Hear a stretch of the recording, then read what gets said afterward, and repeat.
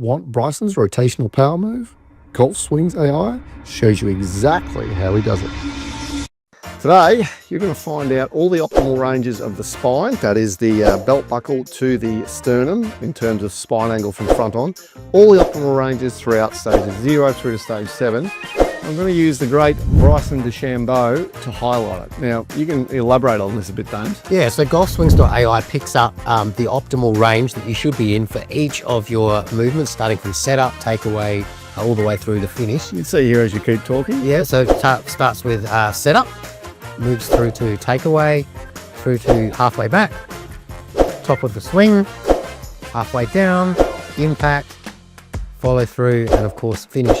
So this is totally data driven. So GolfSwings.ai comes up with an optimal range, and we're going to see how Bryson DeChambeau goes, keeping within that optimal range. He's obviously one of the best golfers in the world, so it's great to compare our optimal ranges to what a top pro actually does. Yeah.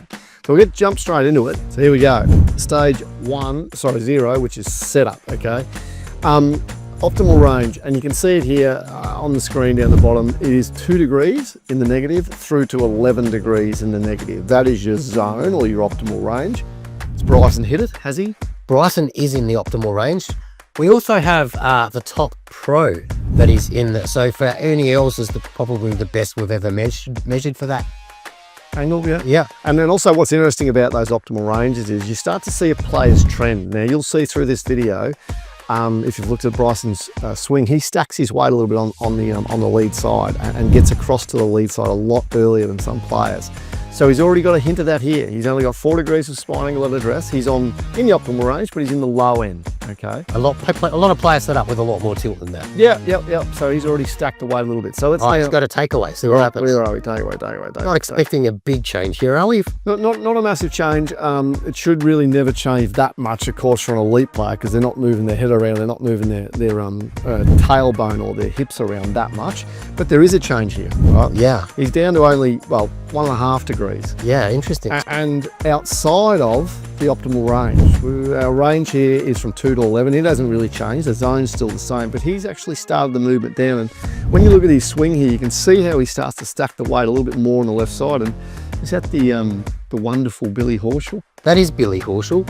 Very well color coordinated with his hat. And aesthetically pleasing swing, as most golf coaches would go. But you know, it's interesting how AI can pick up anyone, right? But the AI's picked up the old Billy in this instance. And we'll see Bryson for the first time is outside the optimal range in this zone. Just outside. He's still in the negative, still in negative 2. So we'll move along. The next one is halfway back. So how's he tracking halfway back, Dave? Let's have a look. Bingo, bango. You tell everybody out there, how's he going? Well, he's back in the optimal range here. So the optimal range hasn't really changed. It's -2 to -12. So it has, you can have a fraction more tilt here. Yeah. But yeah, he's actually moving back into that optimal range. I think why the computer highlights giving a little bit more wiggle room for tilt is some players do have that shift to the right side a little bit more. Bryson's changing by a degree. This is all that's happening really. Like he's gone 4 degrees, 2 degrees, 3 to 3.5 degrees. Like they're minimal changes, right? We're talking nothing much. So, but he's still on the lower end compared to a lot of tour pros. And I think that's what should be highlighted here. He's definitely stacked left side and a straighter spine than let's call it optimally, right? Okay, we move along. Where are we up to? Well, halfway back, top of the swing. That would be the next stage. He's tracked pretty easily. How'd he go, James? Well, he's moving more into the optimal range again here. So he has increased his spine angle to -7.56. Yeah. The optimal range has changed as well here. This is the first time we're seeing the optimal range significantly change. It's now -5 to -13. So if you start off as -2, you can't keep it at -2 once you get to the top. You actually have to increase your spine angle. Well, it's funny because like some spine angles, as you're saying, they'll tilt out early in the swing, but by the time you start to get to the top on an elite player, they're usually starting their weight transference. I mean, Scotty Scheffler starts his weight transference halfway back in his backswing. Rory's another one that does that. 100%. So their hips are actually moving forward. You know, people call it the X factor. That's the twisting, but it's also the moving of the hips forward and disassociating from the top half. So he's gone into 7 degrees of flexion here and only really started at 4. There's a little bit of the start there where he loses the angle by a tiny bit, but really He's starting basically with a 4-degree tilt, ending with a 7.5-degree tilt at the top. So increasing just a touch. All right. Wow. So we move along. So now halfway down, this is where things really start to change. Yeah, and it's kind of cool because you start to see, I suppose, the golden move, magic move, whatever you want to call it, in golf, which is from the top of the swing. Amateurs generally accidentally move their chest and upper body first, or head, and their spine angle will stay almost the same through this stage 4, which is the arms getting to the halfway down point. Every single elite player on the planet, boy, girl, otherwise, moves the lower body, right, and increases spine angle. So the optimal range is now -5 to -18, so you can starting to develop quite a bit of spine angle tilt away from the ball. And Bryson has increased his spine angle here to -12.13, so he's moved quite significantly. He has, and he's banging an optimal range there. You can see with the little wonderful ball. Bang the optimal range. No wonder he's such a good player. Yeah, and it starts. Yeah, you can start to see him driving on that far side, increasing the lower body. This is the power move, isn't it? It is 100%. So he's in great shape halfway down. Of course he is. He's a great player. Impact. All right, let me get the impact button. Bingo, dango. All right. What have we got here, Dames? So impact, the spine angle changes a lot. In the range again. Yeah, he's in the range -11 to -26. So you're starting to get quite a lot of tilt at impact, a lot more than what you start with. Spot on, and I think you've just said it in a nutshell. It's more than what you start with. So whatever you start with, minimally for Bryson, it's sort of 3 degrees. He's in the 18 degrees flexion at impact, but hasn't moved his head, right? So he hasn't dropped back. He's just moved the lower body forward, which is the primary move in golf to start things in the right direction. However, it should be highlighted here, he is still in the low end, isn't he? Because you can go as high as... Yeah, we've measured, so I think 26 is the most we've ever measured from a pro. Yeah. I can't remember which pro. Well, but even still, where is his impact again, right? He's really over that left wall, isn't he? Right? He's it's funny because he's so vertical there. You see some players really hanging back and getting their hands right further forward, but he creates this big left line of impact. So yeah, really close to what we sort of expect as the general rule from there. So go for it, Dame. Well, seeing the optimal range here increase once again, so to more tilt, so -14 to -27. So really a long way facing away from the ball. No, and even though the optimal ranges are increasing a little bit, I guess overall, still increasing. So we look for patterns here. So, so far, start with some angle, try to keep the angle, increase the angle, hold the angle through the strike zone at least, right?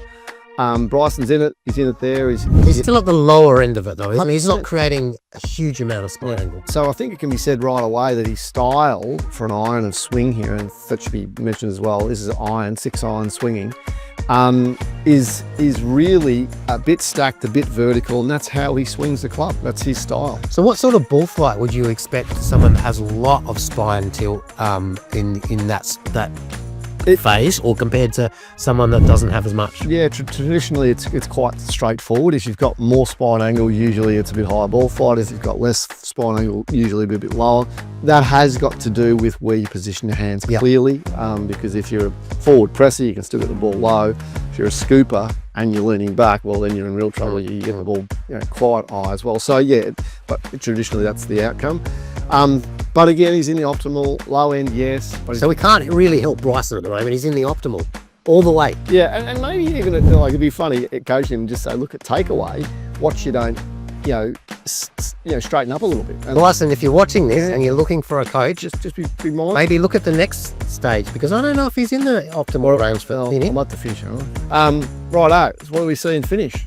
So Bryson is a bit more forward in finish than most. He's outside of the optimal range. It's the only one that he is. Wow. He actually has a bit of a forward tilt, and you can see that in his finish position there. He's actually leaning towards the target. And it's funny, looking at different golfers. Who's that? Is that Dave Duval? I think that is the great Dave Duval. Yeah, Duval, that's it. Yes, apologies, David. Hung out with David, actually. Yeah, pretty sharp. The year he won it. That would have been fun. Well, we got a few Nike hats off him. Anyway, that's a long story. Anyway, point is, when you look at those two pictures, clearly Bryson versus David, there is a very big difference to the way their bodies have worked to arrive to that position, isn't it? Yeah. Right. So Bryson's stacked on the front side a little bit, stays on the front side. He's over that front side a lot more through the ball, and very rarely will you see an elite player leaning forward like that. However, what I will say about this, his pelvis is over the left side. Now, if you go and use the app, and I recommend anyone to go in and try it themselves, if we did another video on Bryce's pelvis work and hip movement, he'd be in the optimal range there as well, because his left side's right over it. Whereas you see this from Joe and Jill Amateur, they're that way into the shot. I haven't got their pelvis through the shot, so it's really not affecting him at all. He is outside the optimal range there at the finish. He's 3 degrees or 2 degrees in the positive there.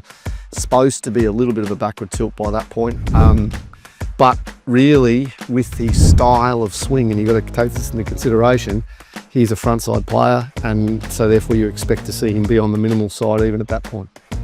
Well, Bryson, if you're watching, maybe put in the comments why you're forward, but that's a possible explanation. I love Bryce to get on this. He would bloody love it. But no, fantastic. So overall, I mean, of course the guy's a jet.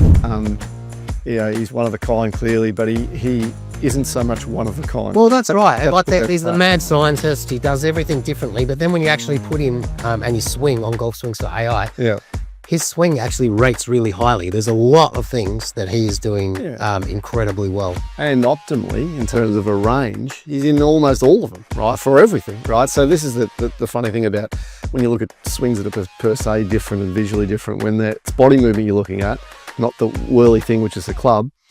Gee whiz, there's some patterns, and that's why I love it. So get on, go to the App Store, download it, have a try yourself. You'll be amazed. We'll be doing more videos like this. Who's next for him? Well, I'd love to do some of the greats like Bobby Jones, Ben Hogan. Yeah, I don't know if we've got footage. Imagine if we had footage that is good enough for GolfSwings.ai. Maybe the few videos that we do have. Send some in if you've got some really good Hogan videos. Or ideas as well. Yeah, true. Post them in the comments, because we'd love to do this stuff. But anyway, from an education point of view, I hope you got a lot out of that, because it's just fascinating to know the general body movement. Start on a bit of a tilt, stay on the tilt, increase the tilt, follow through, and you're good to go. I've got an idea. Why don't we do the Mount Rushmore of golf as defined by Tiger Woods? What's the Mount Well, he said who should be on the Mount Rushmore of golf. Right. Jack Nicklaus, Bobby Jones, Ben Hogan, Kim Bell. And who was the other that he Is there 5 on there? How many on Rushmore? 5. If you know what Tiger Woods said, put it in the comments so we can do those videos. All right. All the best. Bryson, just work on the takeaway.